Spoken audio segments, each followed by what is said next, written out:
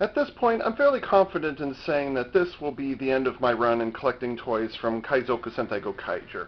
I have no interest in the canon thingy. Mako-kan and Gal Lion, I don't like either one of those. I don't like how those were treated. Like, I'm glad that they snuck a Goanger reference in there, just not how they executed it.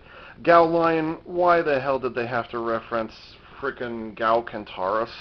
Just, ugh. Oh, that was painful.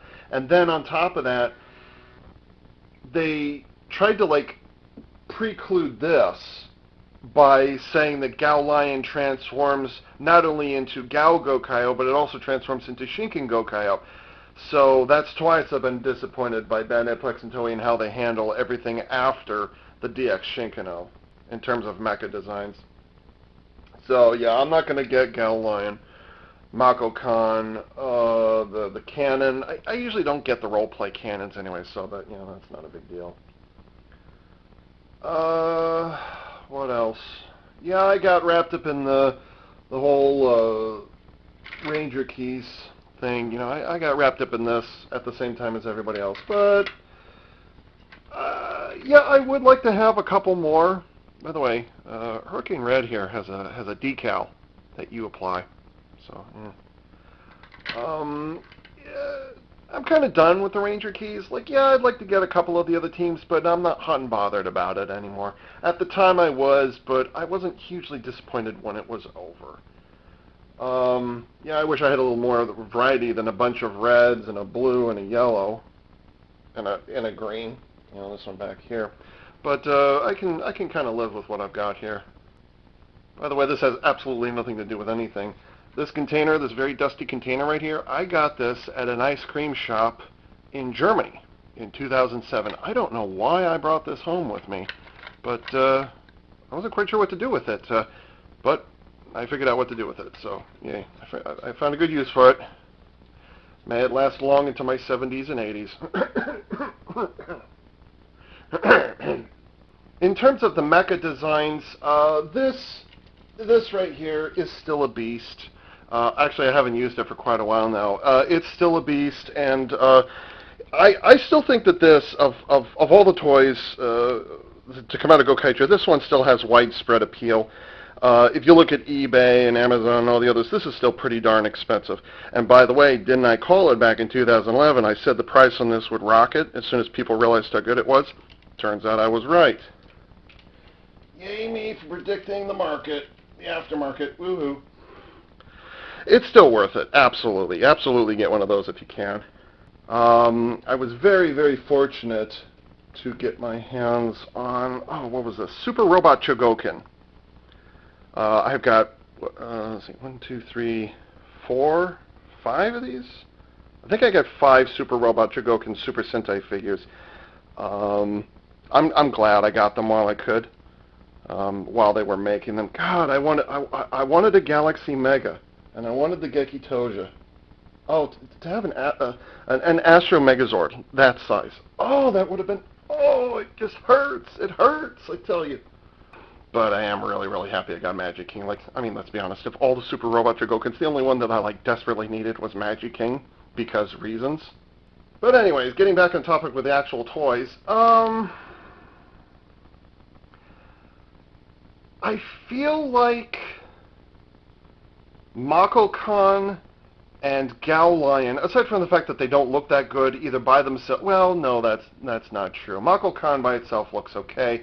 Gao Lion by itself looks okay. It's when they're combined that they start disappointing really quickly. And the Kanzen Gokai-Oh, the combination of that and that car thing is pretty awful, pretty damn awful. So, no. However, there was aside from those 2 really big ones, I was surprised how few accessory mecha we got. We got 2 main robos, and that was it. It was just those 2, and that's it. Boom, done. There were no other robos. And then you had Mako-kan and Gao Lion. And technically those count as accessories, but also technically they're triple changers. So, well, yeah, technically they're triple changers, but technically no, they're not. What disappoints me is that they didn't continue making the smaller ones like this. There was almost every single Gokaiger episode had a battle involving giant monsters, and in each of those battles they would summon at least one of the great powers of a legendary Sentai series.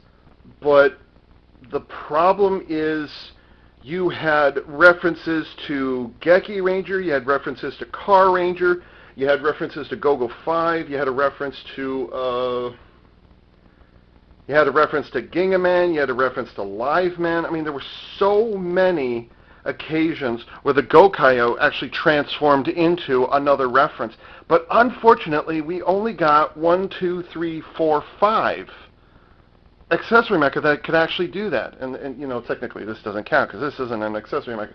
And yeah, the limb swap thing is really, really dumb. At least in this case, it was really dumb because it was dumb. There was an occasion, I remember quite distinctly in the episode that was an homage to Geki Ranger, the Gokai-Oh popped open, and then the 3 Wildcats and Geki Wolf and Sai-Dio in a much smaller form, all 5 of them popped out of the compartments like kind of like the shurikens do on Hurricane Gokai-Oh. You know, it was the exact same thing. So they all popped out like little missiles. I think it would have been really nice if you could have had like 5 small, Geki beasts are about this big, and all 5 were kind of lined up in a row side by side, almost like, kind of like Ranger keys. About this, I mean, they would have been about this size anyways. They'd all been lined up right next to each other, all, 1, 2, 3, 4, 5, all lined up in a row together. They kind of stick together so you could keep them together just in case. Or, if you stuck them in there, there would be a, there would be a spring on the back of each one, and then when they activated, they'll all spit out. Now, they might not all land on their feet, and you wouldn't expect them to, but they would have a little bit of bounce to them. They wouldn't have to stay connected like they were on the Hurricane Gokai-Oh. That's okay. That's, that would have been nice. For the occasion where there was Go-Go 5, oh crap, what's the Japanese version called? Red Ladder. Red Ladder appeared, and just like with Pat Striker or Patrol Striker, it disconnected itself into 5 different parts and fit itself inside of Gokai-Oh. Then when it opened it up, not only did it have the chest, if I remember correctly, it's been years since I actually saw the episode, if I remember correctly, the chest opened up and it was the chest of Victory Robo, and then the arms and legs had hoses, fire hoses that were spraying, spraying fire extinguisher material. That could easily have been done with this thing. Easily. I mean, look how simple this is. Some of these parts don't even, they don't even, how does this change? Well, there we go, yeah. You see how easy it is to just pull off done. They could have had, 5 water hoses or things like that, and they didn't have to hold real water, whatever. But, they proved that they could make a vehicle of a previous Legend Sentai, and then have it stick inside of Gokai-Oh, so there was no excuse on that one. Okay, the Geki Beast, that might have been a little tricky with the projectiles actually physically coming out of the thing. And I don't think we would have expected any less if they didn't travel off like actual spring-loaded missiles. So, yeah, I just wish they'd had more Legend Sentai mecha that would actually connect into Gokai-Oh. Some of them forming an alternate helmet, just like with Hurricane Gokai-Oh and Shinken Gokai-Oh, that's fine, whatever. The other thing that really let me down, and at the time I was definitely talking out of my ass. I didn't know for certain if this was going to happen or not. But the one thing that really, really disappointed me, I know that this is I took, 45 minutes to explain what I thought about this thing. What really disappointed me about this is they put more effort into making this little bubble thingy that sits on his crotch, which, why?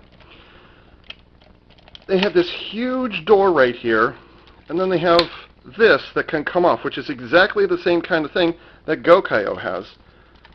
And yet, they never went anywhere with it. Oh wow, excuse me a second. Sorry about that. I was expecting Another Legend Sentai to have a great power that could have fit inside of here. Look how freaking huge that block is inside of here. You telling me they couldn't have stuck a Legend Sentai in there of some kind? Even if it was just the chest, even if it was just the torso section and not the legs and not the arms, okay, fine. If it had been a small homage of some kind, maybe, oh God, it just occurred to me. Maybe instead of Gal Lion, they could have done, what was it called? What was that called? It's killing me. Gal Marquis. They should have done an homage that had Gal Marquis, because Gal Marquis, for those of you who don't know, was a was another Yakuju Getai that you didn't see in the show. It was never in the show, and it was not mentioned in the show, but behind-the-scenes material indicated that when they were in the initial planning stages for Gal Ranger, they had actually planned for a combining robot that was about half the size of Gal King and Gal Hunter and all the others. It would have been about half the size. It wouldn't have been able to combine with any of the others, and it couldn't have swapped, but oh my God, that would have been amazing. Maybe that's what they should have done instead of, what they did with Gal Lion and that crap. They could have done Gal Marquis and then stuck it inside of there and said that, if we're going to talk about a bunch of Rangers who are dead, let's be honest, all three of them were, then let's talk about Gal Marquis, something that never appeared on the screen but was definitely part of the original series. Well, it was kind of part of Gal Ranger. Like I said, it was never mentioned on screen. It was never indicated on screen. It was from pre-production. But still, that would have been... Now, that would have been a nasty Easter egg to have around. It's like, what's this Gal Marquis crap? Oh, that would have been great. Oh, why didn't I think of that years ago? But anyways, yeah, I was really disappointed that we didn't get... that this didn't have any more interaction. Like, don't get me wrong, this is a fantastic toy by itself, but it is part of a combining robot series. So, make with more combining, have the legs pop off and form over the shoulder cannons or something, or anything.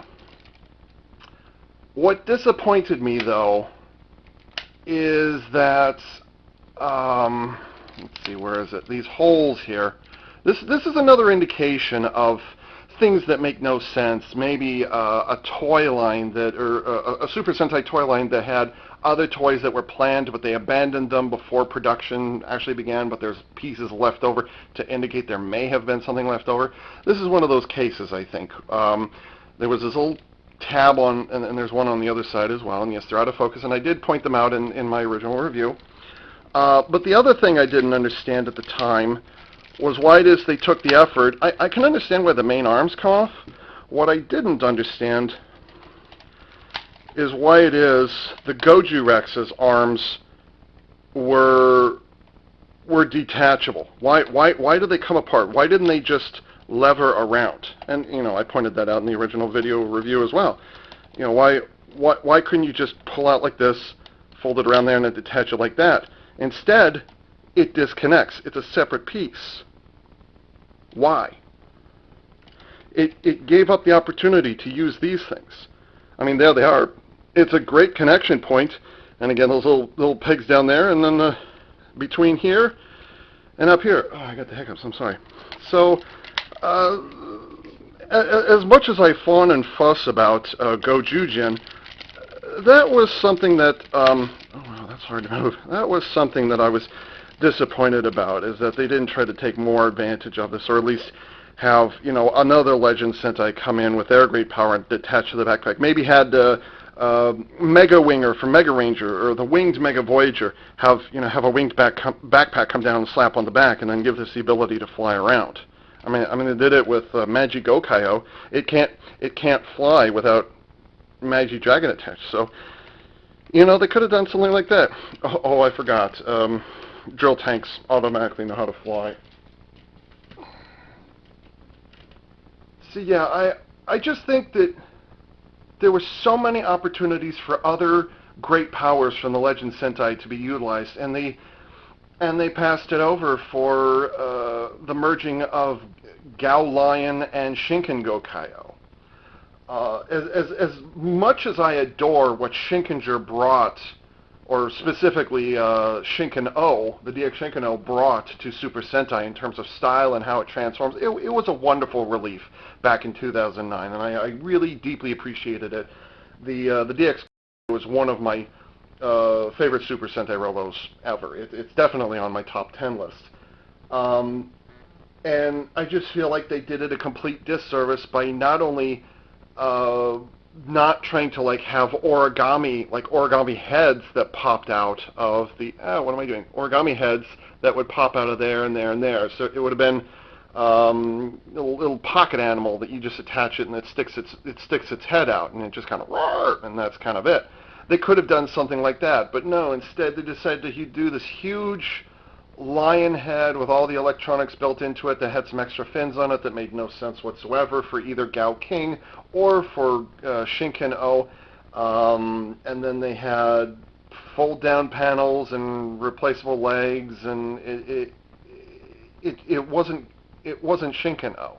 It just wasn't, and it didn't say Shinkenger to me. Shinken Gokai-Oh just did not speak to me. And that was really disappointing because I really, really liked the Shinken-Oh, and so I thought the Gokaiger line did a huge disservice to it. I think if they had focused, I mean, like I said, with Goju Jin, that's amazing by itself, yes, absolutely. But when you take into account the fact that this has to interact with that, that's where the problem comes in. If you treat it just by itself, if you appreciate it just by itself, you'll have no problem with it. It's when you start thinking about the fact that, oh, you have to take the arms and only the arms off of there and stick it on there, that's where it's like, oh, okay, that didn't do so well. And then you see that the Mega line in general, missed out on an opportunity. For Shinkenger, I think it would have been interesting if they had replaced all 5 limbs with origami that would transform into limbs. Maybe they could have done it that way. Yeah, it would have been a cop-out in terms of actually removing the arms and the legs. That would have been a cop-out. But on the other hand, Shinken Gokai-Oh, you actually do remove the legs. So there's no love lost there. And also, why is Furai-maru green again? I don't get that one. And then you get the Gokai sword and the Gokai... what's this called? I don't remember what this is called anymore. Shame on me. Gokai gun. So you got the Gokai gun and the Gokai sword. It's either sword or ken. Either those are ken or those are sword. I don't remember. So this is the Gokai sword and the Gokai gun. Those are still a hoot to play around with. I still pull those out once in a while, and they're still pretty fun to play around with. And then it's a cell phone. Why was it a cell phone? I can understand interactive buttons, okay. But did it have to be a cell phone? In my mind, and I think I said this back in the day, in my mind, despite having, broadcast strength, battery strength, and you've got mail, and there's files waiting for you to download, and there's a camera option, and despite those indications that it's a cell phone, and also on the underside here, in my mind, I don't view this as a cell phone changer. It is a cell phone changer, but there's enough differences about it that I don't view it as a cell phone changer. If you look at the Gokai Cellular, which Gokai Silver uses, that is technically that's supposed to be a touchscreen phone, even though it's very much not. And so you can kind of treat that one as an item changer as well. So to me, I don't get super frustrated with this when it looks like a cell phone, because in my mind it isn't really.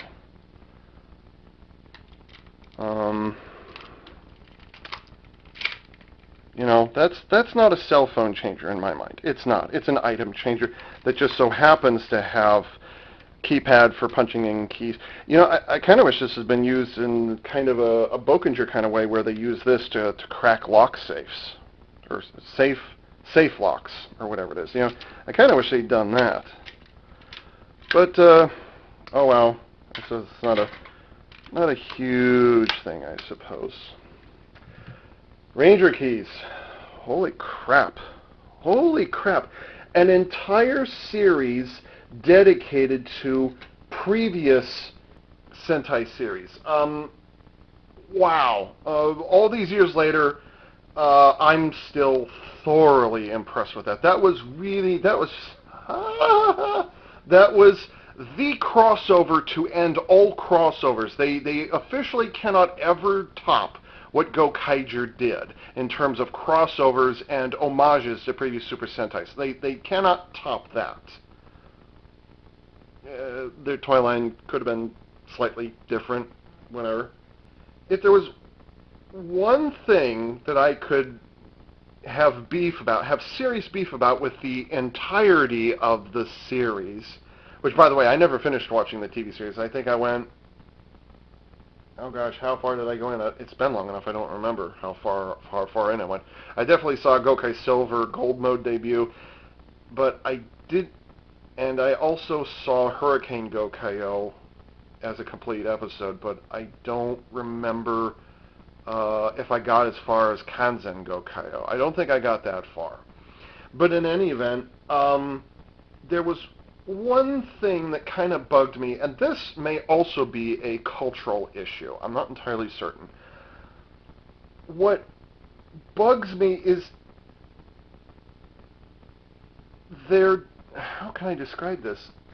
Gokaiger does the thing that I was hoping that 5 years earlier Bokinger would have done, and that is to do tons of homages to previous Super Sentai series.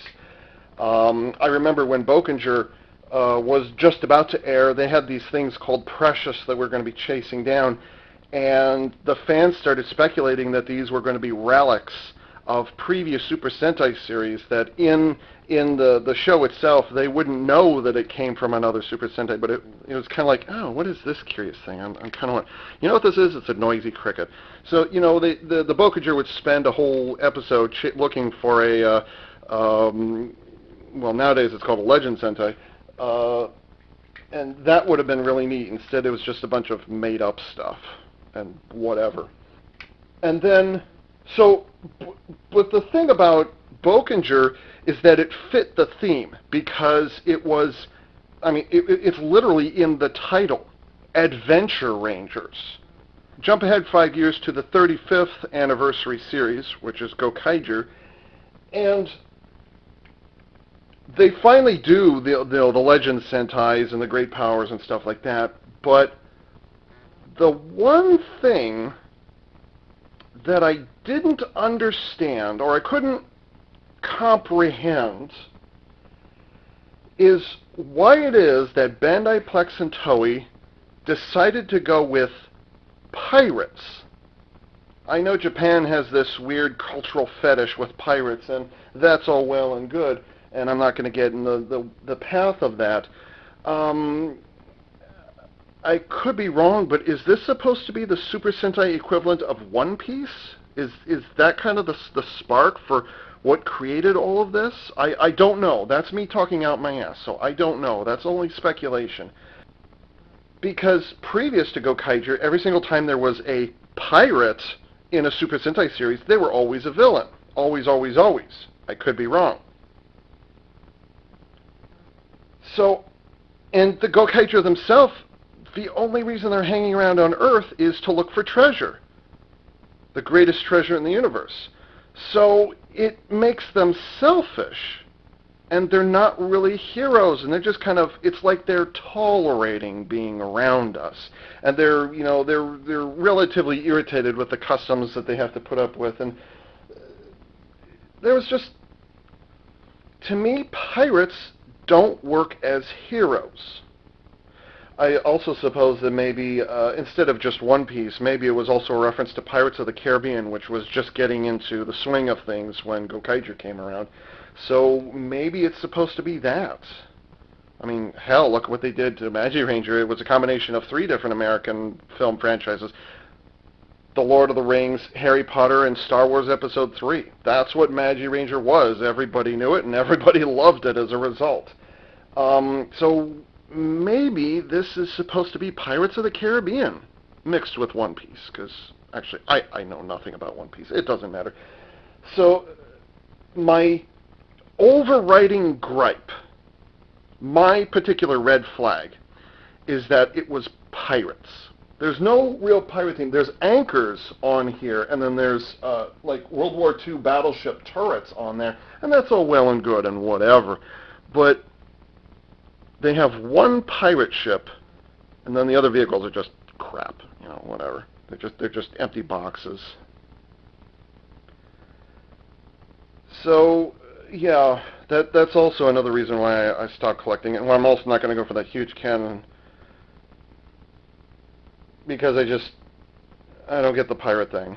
And even all these years later, I still kind of, like, I like what they did with the Legend Sentai. That's amazing. And all of the homages that we got out of it. That was fantastic. But pirates? Really? So, that's it for me. I've run out of things to say, and the camera is now crossing 30 minutes in the recording. So I think this is a good place for me to stop. Oh yeah, I completely forgot. I still have this thing from. Did I get this from my? Was this my first unboxing? How do I open this? Watch it explode. This is a. Oh, there it goes. This is an actual gashapon that I opened up on a channel, and you can see it's Gal Lion, you know. And I kind of sort of wanted to get more of these. Let's see. Maybe I can throw this together real quick. I kind of wanted to get more of these, but wait, are those the back legs or the front? Oh no, those are the front legs. How does this work? No. How does this work? Oof, that's tight. Eek. Okay, yeah, don't do that. I almost broke the camera. Yeah, right. I almost broke the plastic on camera. This tiny, tiny leg back here. This other tiny, tiny leg back here. Yeah. So, yeah. Turns out I did get a Gao Lion from Gokaiger.